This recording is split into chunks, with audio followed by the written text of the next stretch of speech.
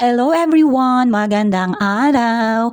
Thank you Lord sa panibagong yugto na naman ng ating buhay na aming tatahakin ngayong araw. Thank you Lord. At kahit na napakasimple lang ng ating buhay, hindi mo kami pinababayaan ng aming buong pamilya. Thank you Lord God! And for today's video guys, nandito kami ngayon, maaga pa nga, sa bahay ng aking nanay. Hindi na nga rin pala kami pumasok sa bahay nila, dito nga lang kami sa labas dahil naghatid lang kami ng halaman na hinihingi niya nga dito kay Nanay Ging. Ito yung nanay ko, nakapansin niya nga raw may halaman na maganda dun sa bahay. Kaya yan, hinatid ko na nga maaga-maaga pa. Habang itong dalawa guys, naiwan nga sa bahay na nagpe-prepare ng aming almusal. Thank you Lord at napakaganda nga ng panahon natin ngayong araw. At thank you Lord na rin dahil nga guys, nagkataon na naman, nagabi ang duty natin at ito nga araw, nandito lang tayo sa bahay. Thank you Lord at makakatulong tayo sa gawaing bahay na halos araw-araw guys, ituloy-tuloy at hindi nga tayo nauubusan ng mga gawain.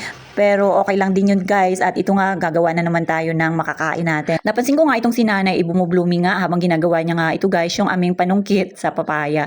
At ito si Yayam, tingnan nyo nga panay ang tingin-tingin sa labas kasi nga hindi siya makalabas pa guys dahil nandito po kami ni nanay sa loob. At syempre may oras para dyan pero ngayon magpiprepare muna kami ng aming makakain para buong maghapon na namang busog at walang problema. Syempre guys diba kahit sino naman talagang unahin natin yung ating kakainin. At ito nga habang nakatayo dyan si Yayam, ayan atat na siyang lumabas dahil narinig na naman niya ito yung kanyang idol, ang pandesal, cheese pandesal na may malunggay. At yun nga guys, nakatakip siya dyan ng tainga niya dahil gusto na talagang lumabas. Akala mo naman, ialis ka agad yung pandesal, yan, nagmamadali pa nga rin. Halos kami guys ni nanay, madapa ang kakakuha ng coins na ibibili niya nga ng pandesal.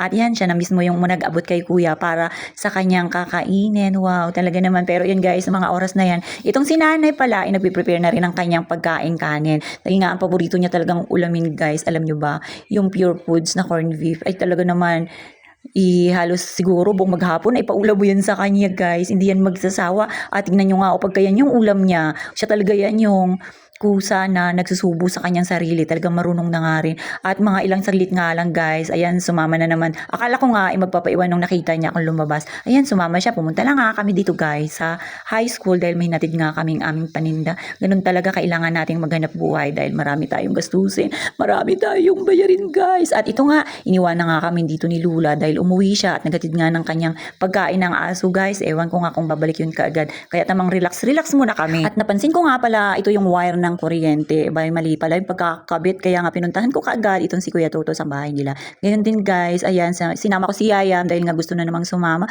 Buntot ang aming bulinggit pero naiinitan na nga kaya yan, nilikuan kaagad ni nanay. At pag uwi nga namin, may nadala kaming mga nyog. Marami palang hulog na nyog dun guys sa bahay nila Lula. At yan, dinala ko na dahil nga nasasayang lang din. At pwede pa nating panggatayan kung ano man yung lutuin natin. Dahil nga sa panahon ngayon talagang napakamahal na rin ng mga bilihin, lalo pa yung ganitong mga nyog guys. Abay, talaga naman laking tipid. So paano ba yan, hanggang dyan na lang muna.